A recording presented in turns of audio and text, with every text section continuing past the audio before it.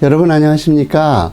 바디바이블 모모 말씀이다. 굿셰퍼드 재단 이창호 장로입니다. 오늘 말씀은 데살로니가 전서 5장 18절입니다. 범사에 감사하라. 이것이 그리스도 예수 안에서 너희를 향하신 하나님의 뜻이니라. 오늘 나눌 말씀은 감사로 승화시키는 인생입니다. 감사를 모른 채 불평, 불만을 입에 물고 사는 인생만큼 어리석은 인생은 없는 것 같습니다. 자신에게 주어진 인생에 대한 감사를 모른 채 남을 원망하며 저주하는 사람은 자신의 입에 스스로 독을 물고 조금씩 삼키며 살아가는 것과 같습니다. 출애굽 백성을 보면 감사를 몰랐습니다. 그들은 유월절 구속의 체험을 했고 또 홍해가 갈라지는 체험도 했습니다. 광야에서 불기둥, 구름기둥으로 추위와 더위를 막아주시는 그런 체험도 하고요. 또 만나와 메추라기로 배를 채우는 그런 체험도 했죠. 무엇보다 시내산에서 하나님이 백성이 되는 영광의 언약까지 받았습니다. 그러나 그들은 감사를 몰랐습니다. 감사를 모르는 백성은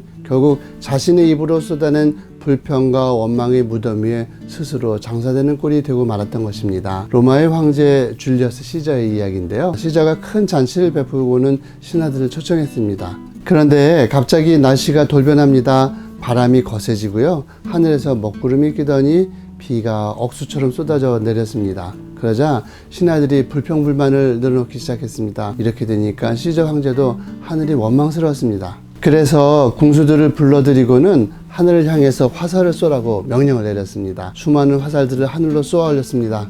어떻게 됐을까요?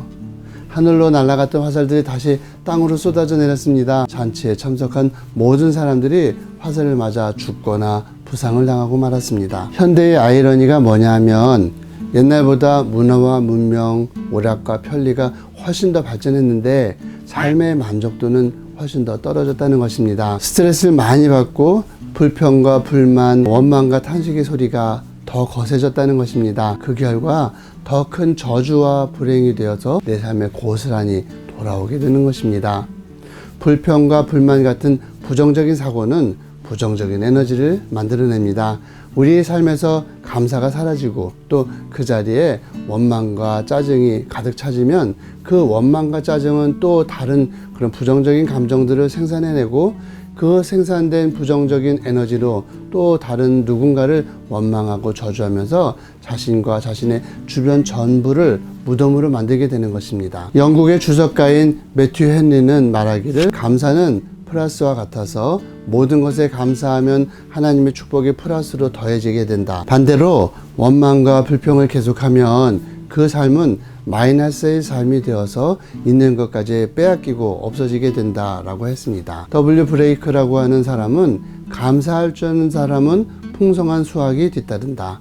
기관차가 앞서면 객차가 뒤따르듯이 감사가 앞에 서면 풍성한 수확이 뒤따른다. 반대로 불평과 원망이 앞서면 궁핍과 저주가 뒤따른다라고 했습니다. 우리는 이런 말들을 들으면 맨날 듣는 소리로 퉁치고 넘어가려고 합니다. 듣기는 듣지만 감사라는 감탄사를 가슴속에 간직하려고 하지 않습니다.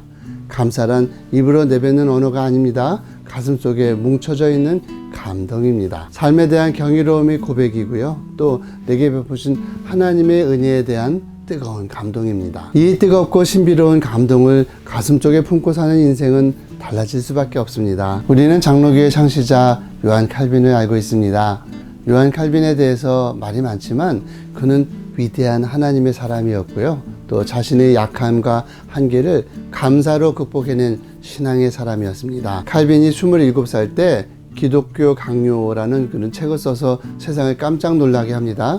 그런데 사실 칼빈은 그런 위대한 책을 쓸 만큼 건강한 사람이 아니었습니다. 칼빈은 타고나게 불행한 사람이었습니다. 몸에 25가지나 되는 질병을 지니고 산 사람입니다. 몸 자체가 완전히 종합병원인 사람이었죠. 그런데 칼빈은 자신의 타고난 그 불행을 감사로 승화시켰습니다. 그는 이렇게 말했습니다.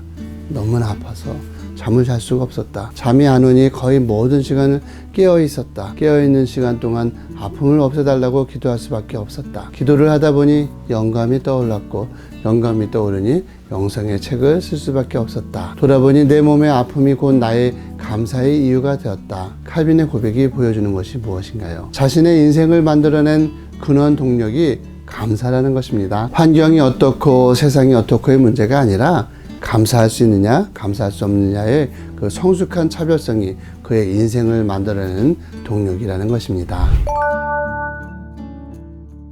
이상으로 선한 목자를 따르고 싶은 이창호 장로였습니다.